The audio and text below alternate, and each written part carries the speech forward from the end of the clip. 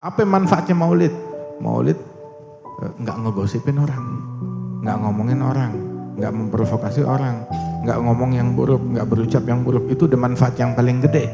Apalagi dalam maulid kita muji Nabi Muhammad, salawat kepada Nabi Muhammad, kita doa, kita munajat kepada Allah Subhanahu wa taala. Fa Rasulullah sallallahu alaihi wasallam, beliau yang ngundang kita untuk hadir majelis yang semacam gini. Beliau yang nyemangatin kita untuk sholawat, yang nyemangatin kita untuk hadir majelis. Sampai disebutkan tadi pahalanya lebih baik dari sholat 1000 rakaat, dari jenguk 1000 orang sakit, menghadiri 1000 jenazah. Terus juga dikatakan bahwasanya nih, kehadiran kita di majelis yang semacam ini tuh anugerah yang besar dari Allah Subhanahu wa taala, pemberian yang luas dari Allah Subhanahu wa taala. Dalam Sahih Al-Bukhari ada orang hadir majelis. Nabi lagi ngumpul hadir majelis, tahu-tahu di depan pintu sana ada 3 orang berdiri kasak kusuk di luar.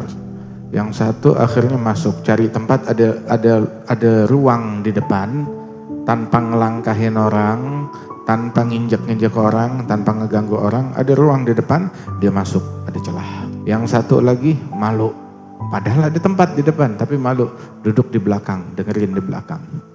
Yang satu lagi pergi, jalan, gak mau hadir sama sekali. Udah selesai majelis, Nabi bilang sama sahabat, tahu gak tuh 3 orang yang tadi itu?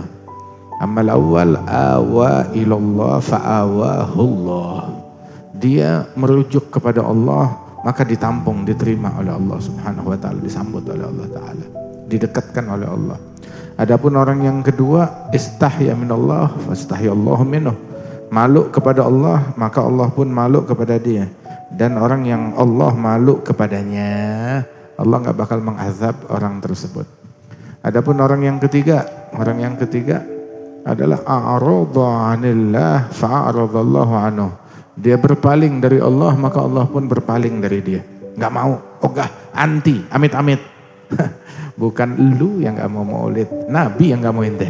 Jangan-jangan Allah yang gak mau dia. Waliyadzubillah min dzalik. Ya Allah, Allah enggan. Sehingga dia khazaluh 'anil hudur. Allah Ta'ala hambat dia untuk hadir di majelis maulid, majelis zikir, dengan alasan, dengan kotoran yang meracuni otak dan pikiran dia. Alhamdulillah, di antara sekian orang Allah Ta'ala giring kita hingga kita sampai ke tempat ini. Kita bisa hadir, kita bisa dengar manfaat ilmu. Masya Allah, berapa banyak ilmu yang tadi dikumandangkan di telinga kita. Mudah-mudahan gak ada yang luput, kita amalkan. Tahu gak, ada ilmu yang kedengeran, ada ilmu yang gak kedengeran. Ilmu yang kedengeran, nah itu yang tadi itu yang kita dengarkan. Ilmu yang gak kedengeran adalah ajakan untuk kita lazimkan majelis kayak begini. Ajakan untuk kita ayo sholat jamaah bareng-bareng. Ini kadang orang hadir majelis, hadir maulid, hadir pengajian. Maulidnya di masjid, tapi dia gak sholat di masjid. Maulid di masjid, di waktu sholat, tapi dia gak sholat di masjid. Ya sholat lah, hadir di masjid lah. Kadang orang bikin maulid, majelis sampai malam, subuhnya bablas. Bagaimana ceritanya itu?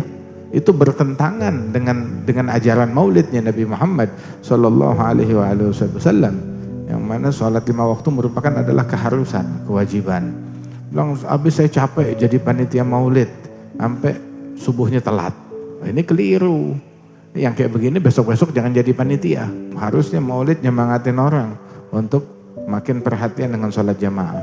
Nah itu ajakan untuk kita sholat berjamaah, terutama jamaah isya dan jamaah subuh yang dianjurkan oleh Rasul sallallahu alaihi wasallam.